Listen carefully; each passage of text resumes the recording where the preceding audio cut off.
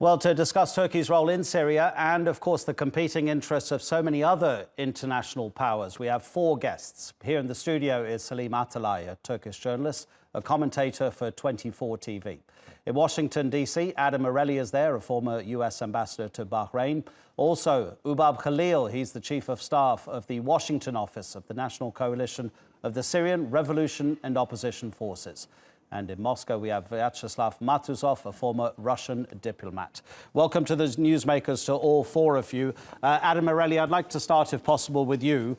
Why does the United States not agree with the Turkish assessment that the YPG in Syria is part of, the offshoot in Syria of the Turkish PKK terror group? Or does it possibly find that there are links, but strategically, at the moment, it's imperative that the US use the YPG in the fight against Daesh? Well, I think it's the latter. I think Washington, under both Obama and Trump, chooses to look the other way, if you will, with regard to the YPG's terrorist affiliations. It really is a marriage of convenience for the United States, in the sense that this is the most capable armed force on the battlefield to fight Daesh. And for that reason, the danger from Daesh, in the United States' view, was greater than the danger from the PKK or its terrorist affiliations. So, again, we chose to look the other way, work with the YPG, do it in a way that would not empower them to make trouble in Turkey, but also in a way that allowed them to kill ISIS members. The problem with that logic is that Turkey didn't accept it, and so now we're in a bit of a, or we've been for quite a while, in a bit of a difficulty, misunderstanding, mistrust with a key NATO ally.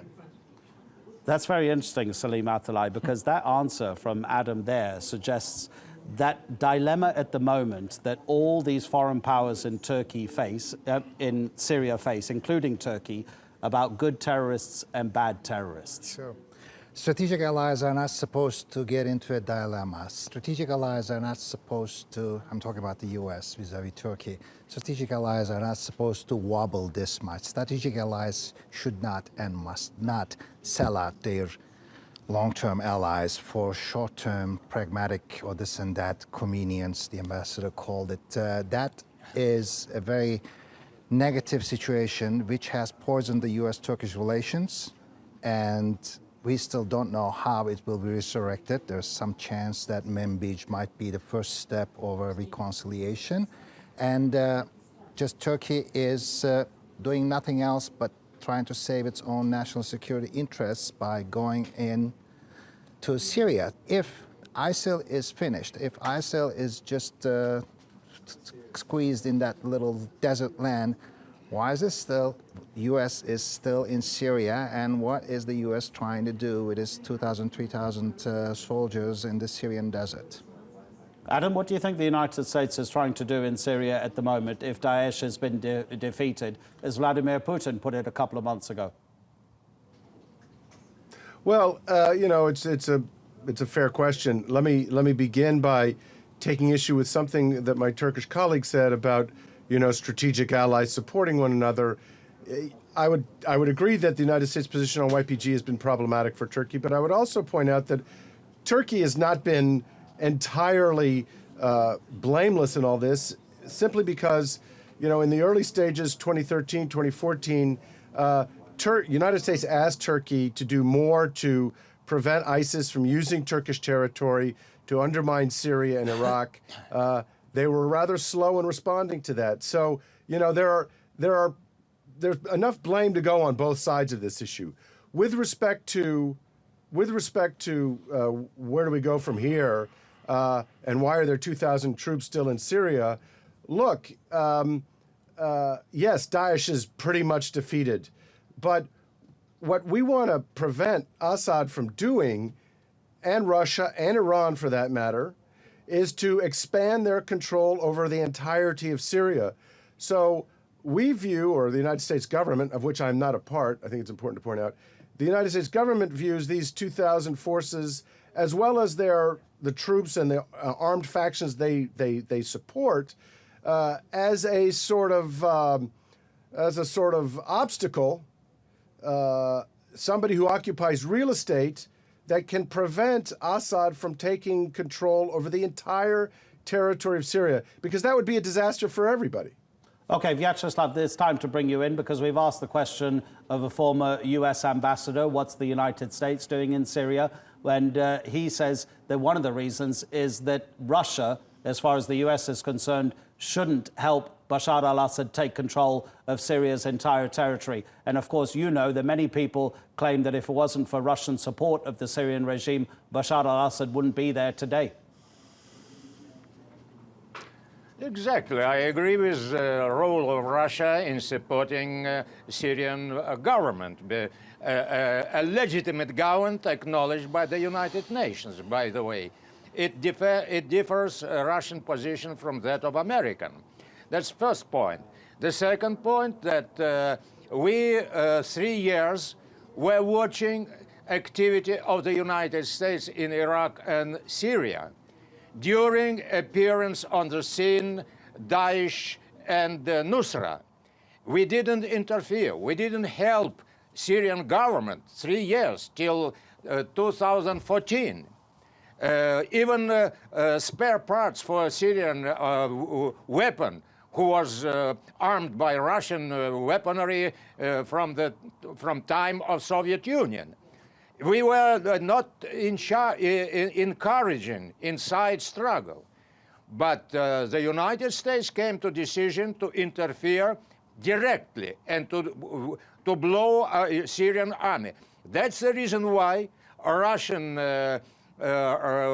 military found themselves in Syria, Hmeimim, Tartus, and after that some ground forces were increased on the level of advisors and specialists in the military. Okay, we understand the disagreements between the US and Russia. In a few minutes, we'll talk about where your countries, the two most powerful outside forces in the war, might be able to agree and therefore eventually lead to peace. But Ubab Khalil, I have to bring you in at this stage because you've heard from the Americans and the Russians and you've heard from a Turkish perspective as well. But give us your opinion about the outside forces that are operating in the Syrian war at the moment. So let me start by saying so far we've been suffering from the lack of the American leadership since the beginning of the uprising and the revolution in Syria. The US has not made any tangible efforts to be able to push the process to achieve a political solution. It's very clear that on the ground that Russia and Iran, they're pursuing with every possible means and by indiscriminate killings of civilians, a military solution, a military win on the ground, and there is no one else is there to stop them. Turkey, we share the largest border. They host about 3.5 million refugees. They've been trying since the beginning of the revolution to support with all the possible means that they can. And we have people like in camp treated like in very good way. And we have people like roaming freely, opening businesses and going to Turkish schools. So they've been always supporting us from the first day. We believe that we agree with the goal that the need to defeat and degrade ISIS and to prevent actually the re-emergence of any terrorist organization in Syria with no good and bad terrorists. They're all terrorists at the end of the day. But however, we see that there is a short-sighted strategy basically in that regard, because we believe that to be able to prevent the re-emergence of ISIS or any basically violent extremists in Syria, you're going to need to achieve a stability and a political solution. And that political solution is just cannot happen while Bashar al-Assad is still in power, while the killing of civilians, indiscriminate killing of civilians, like what's happening today in Ghouta, it's continue to go on. Okay, gentlemen, stay with us, but we just want to remind the viewer about all the diplomatic initiatives that over the past few years have been attempted and have all failed to find a real, lasting, peaceful solution to the war. Humanitarian diplomacy seems to be totally impotent. We're getting nowhere at the moment. That sums up the Syrian peace process so far, with 19 different initiatives, 29 separate rounds of talks, and 13 UN Security Council resolutions, and no end to the conflict. The Astana talks, sponsored by Russia, Iran, and Turkey, may be the most promising so far. The talks managed to bring together Bashar al-Assad's Syrian regime and most major rebel factions. Meanwhile, the UN-led Geneva talks are continuing but show few signs of progress. The latest initiative is a Russian-sponsored effort in Sochi aimed at drafting a new Syrian constitution. But major sticking points remain, including the future of Assad, while peace remains a distant hope. Okay, so let's speak to the representatives, our guests who are speaking to us from the United States and Moscow. We understand that you don't represent your governments anymore, gentlemen, but with seats on the UN Security Council, the United States and Russia have undoubtedly the most power, and also militarily, we understand. Where can your two countries agree? Because every time there's a discussion, there's a disagreement, and that stops every initiative in its tracks. Adam, you first of all. Well, first of all, I agree completely with everything that Ubab Khalil said. I think the United States has been weak, indecisive, and ineffective in affecting events in Syria. And this is because of both a lack of political will and a lack of appreciation of how U.S. interests are affected by what goes on in Syria. The question of what the United States can do, particularly with Russia, to solve or resolve the conflict in Syria, I think is very misplaced, quite simply.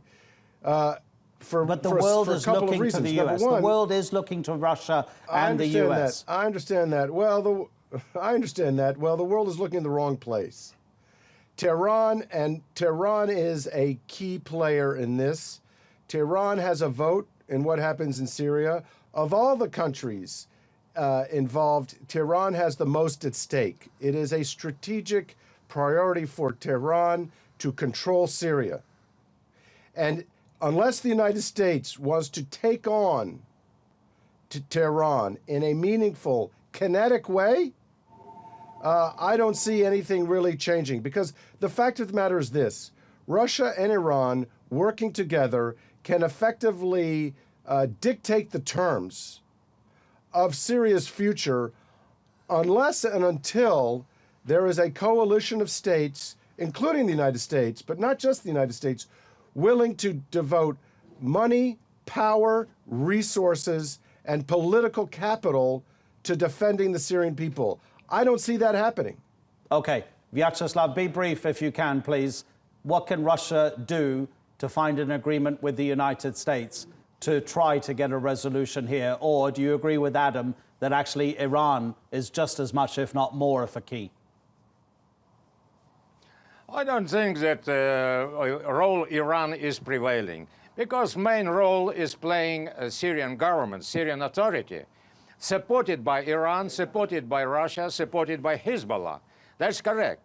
But the final decision is made by Syrians, by itself. It can't be in another way.